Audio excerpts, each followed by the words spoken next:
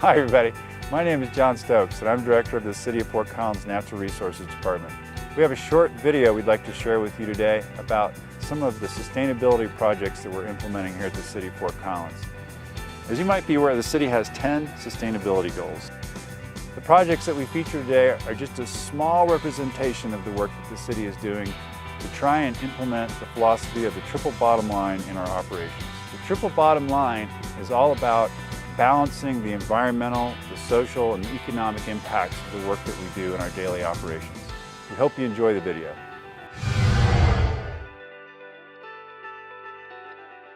We have in the background the Collindale Golf Course Clubhouse, and we're here today to talk about some improvements that we've made to that building.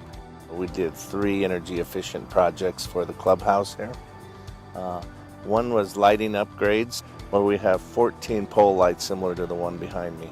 Each one of those lamps were 450 watts and now are 150 watts each. Another one of the lighting upgrade projects we did at Collindale was these soffit lights. We changed these from about 150 watt lamps down to 28 watts. We upgraded all of the display track lighting above me to LED energy efficient lighting. Most of these lights were changed from a 40 watt light down to a 7 or 8 watt LED lamp. 2 was the insulation in the attic. The current insulation was inadequate and we saw a lot of leakage and infiltration. We upgraded that. And 3, we're putting this building on our building automation system, which will allow us to control our heating and air conditioning more precisely. But what's our return on investment with respect to that investment? Yeah, John, I'm glad you asked. The return on investment here is just a little over 4 years. Each year we project that we're going to save about $9,500 in energy costs. With me today is Senior Electrical Engineer with Utilities, Adam BROMLEY, and we're going to be talking about different kinds of street lighting that the utility is experimenting with. So, Adam, the first question I have for you is, what is that? This is a high-pressure sodium lamp. We're still currently utilizing the high-pressure sodium lights because that's what we have in 99% of our system. But we would like to go to something more energy efficient, and we're testing some new technologies for the LEDs, and you can get anywhere from 50,000 to over 100,000 hours of life out of an LED fixture. And one of the other benefits that you get from an LED fixture is it will be able to disperse light in a more beneficial way that creates a more even lighting level on the road. There's a couple things going on at utilities right now. One of the projects that I'm working on with some other people here is getting a couple charging stations installed here at the service center for fleet use. We're going to be buying a Chevy Volt in November and basically trying to start getting some stations out there to see how these vehicles are working and how we're going to be using them. We're definitely trying to get some designs finalized on getting charging stations installed here and other city locations, and we have a couple of community partners that are also going to be a part of that, like Odell's and New Belgium and Woodward. And today we're at the streets facility where Tracy is going to be telling us a little bit about a lighting project. Yeah, John, what we're doing here is we are upgrading both the building and parking lot lighting. Right behind me is some decorative lighting and some parking lot lighting that we're reducing the wattage by over 50%. Another component of the project are these wall packs above the garage doors.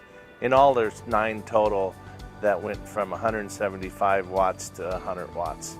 That'll save us over $136 a year.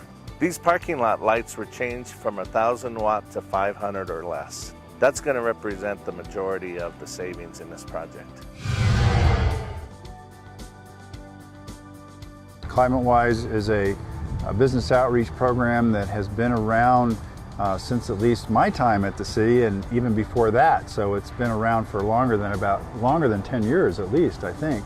And I wanted to catch up with Kathy to find out what's going on in the program today. So Kathy, perhaps you could start off by telling us what ClimateWise is. ClimateWise is a free volunteer program where we help businesses reduce their energy, water, waste, and transportation. And we have significant cost savings that goes along with that. During 2010 alone, ClimateWise business partners have saved more than $13 million. And one of the objectives of ClimateWise originally was to, in addition to helping businesses save money and to reduce their use of natural resources, was to help them reduce their greenhouse gas emissions. Is that still a part of the program as well? That's very much a part of the program. ClimateWise businesses have saved more than 137,000 metric tons of carbon dioxide, and that's equivalent to planting more than 12 million trees per year. It's also equivalent to 1.8 million car trips back and forth to Denver from Fort Collins. So what's really exciting about that for me is that they're actually reducing their carbon footprint while at the same time they are creating benefits to the bottom line of their organizations. Absolutely. And the city of Fort Collins became a ClimateWise partner a few years ago, is that right? That's correct. The city, as well as Larimer County, signed their participation agreement on the same day back in 2007. And the city is now a platinum level business. Is that the highest level? That's the highest level that you can achieve. As you know, we're doing a video series about sustainability efforts by the city, and we wanted to come and talk to Michelle about the gardens on Spring Creek and what's happening out here, because this is all obviously really related to sustainability, food production, and good gardening and good eating, which is stuff that we like. Absolutely. The mission of the gardens is to improve the lives of people and foster environmental stewardship through horticulture. So we're about the plant-people connection as well as how we can improve the environment through gardening. So here in the Garden of Eden, we model sustainability or sustainable horticultural practices in a variety of ways. We use drip irrigation for all of our production crops. We also have 4 main production beds, and we showcase crop rotation in those beds, as well as we use cover crops at different points throughout the season to help build the soil in those beds. We also take everything off-site, and it is composted. Unfortunately, we can't do it here on site, but we do make sure it does get composted. So this is our outdoor teaching kitchen. We use it to offer all sorts of cooking classes. Most of the produce for those classes is harvested from the Garden of Eden. We also have been partnering with the Master Preservation Specialist from Larimer County and been hosting jams and jellies classes, canning classes, that sort of thing, so people know how to preserve the harvest for the winter time. We're here today to talk to Lisa about some of the sustainability efforts that Lisa and her team are undertaking out here at the water treatment plant. So Lisa, I'm just going to turn it over to you. Okay, thanks John. So we have an electric cart that we have installed solar panels on top of that will recharge using that instead of plugging it into the grid. We have planted trees courteous of the Colorado State Forestry Service to help with some of the offset some of the greenhouse gas effects that we have. We are starting a solar project where we're purchasing solar energy from a solar system that's going to be on site here at the water treatment facility. And we're also looking into potentially doing some hydropower, because we have a lot of water under a high degree of pressure that we break that pressure, and perhaps we could use that pressure and turn that into some usable energy.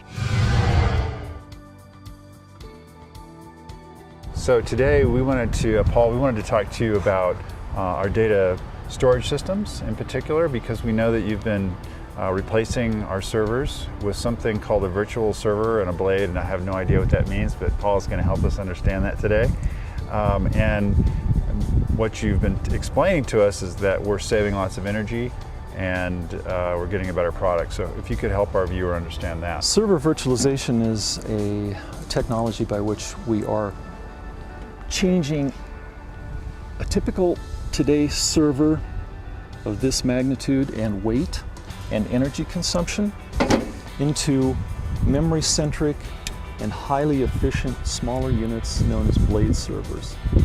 The ratio from this server to this one is somewhere between 10 to 1. Energy savings is a big part of this. The older systems are 80% less efficient than these systems here. So our current infrastructure for PC desktops, 1,000 plus inside the city, are basically this type of unit here. Bridging what we know about server virtualization is a new technology called desktop virtualization. And these items here will be replaced with this type of item here, zero client as they're called, and consumes less than 5 watts of power. It's connected to the data center. All that was in this PC is now back in the data center where it's backed up, and this image is available to you on the web or multiple locations, home or wherever you happen to be. Difference in power consumption here is on the average 53 watts. This one's less than 5, so energy is a big piece of this. We hope you enjoyed this video today. There's a lot more that we're doing here at the City of Fort Collins, and you can find out more at fcgov.com. Thanks a lot for watching.